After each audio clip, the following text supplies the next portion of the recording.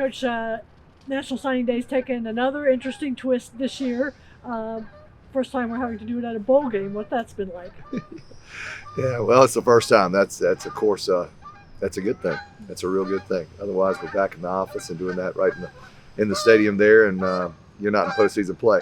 But yeah, signing date's come and gone. Really, for the most part, we were down there at practice. Otherwise, we would have done this a little bit earlier.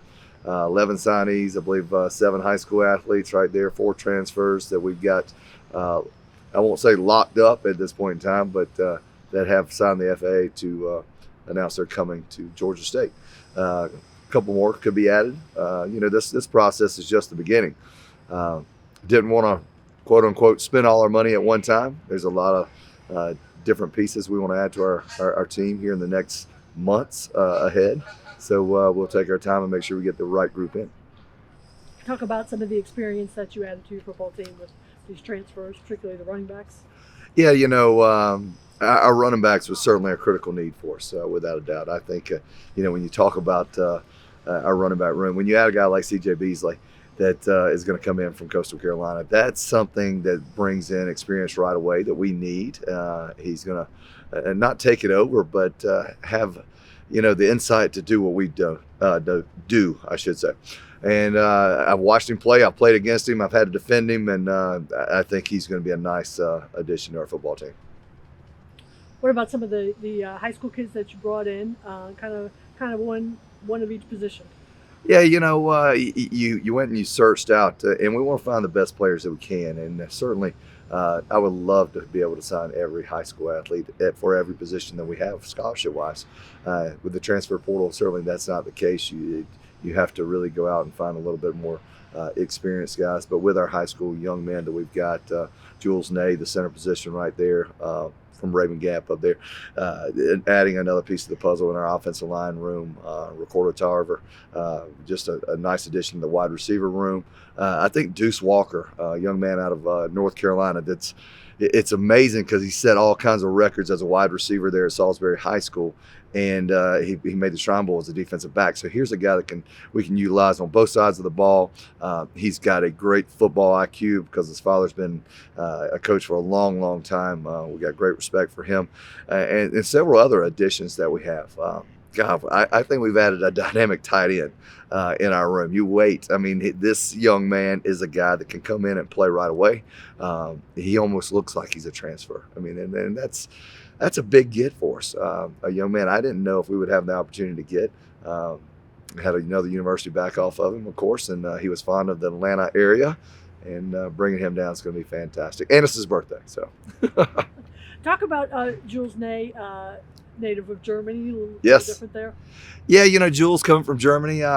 We have a relationship now with a coach up there that I've had a relationship with a long time that does a good job in going finding good young talent from overseas. And we've also already got another descendant from Germany, I should say, and he's done a nice job for us. But adding another is going to help us out a lot. He's a strong, physical young man, snaps the football very well, very, very aggressive, and that's what you want in the offensive line room. Moving forward, obviously, this process, as you mentioned, never stops. What are the pieces that you still need to add? Well, I think in this business, every position's a piece you need to add. You cannot rest because, you think you've got your roster set, and then all of a sudden you don't. And that's one thing you just got to stay really afloat and really on. I always say stay on edge because you never know what's going to happen at any given moment. So we're going to look to add the very, very best players we can and take those guys. I don't think it's, there's certain positions you certainly have to target, but you got to go out and add the very best players to our football program. Well, back to this year's team. Talk about being here in Boise, doing this interview here along the Idaho River. Yes. Getting ready for a bowl game. It's nice. It's actually a crisp, I think it's about 40 degrees out here right now. It feels really nice for me. I'm a hot guy, so I don't mind the cool weather all that much. But it's been a good trip. We've only been here for a day. I thought we had an excellent practice this morning. Energetic. being in these bowl games, it's all about wanting to be here and really going out and putting forth the effort and practice and the preparation. But truly, young men that want to be in this bowl game to play. And we've got a lot of young guys that are actually going to be stepping into new roles. I mean, we could have as many as 7 new starters out there come Saturday. And that's everybody.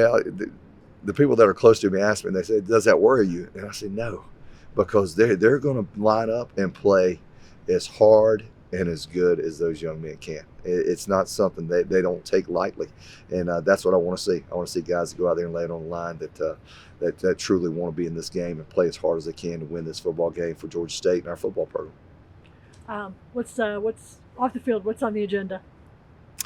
Well, to be honest with you, I really don't. I don't have any plans right now. We've had our meetings and our practices in. We're going to turn our young men loose to go across town and see the sights in Boise, Idaho, the downtown area. You never know. I've got my 2 kids here with me. We may go snowmobiling if we can find a spot. We may get a little snow tubing in, and then of course you got to always go and buy a last minute Christmas present or 2. So we may take a little bit of time. Not going to totally turn our focus off of Utah State, but we're going to experience this and enjoy ourselves.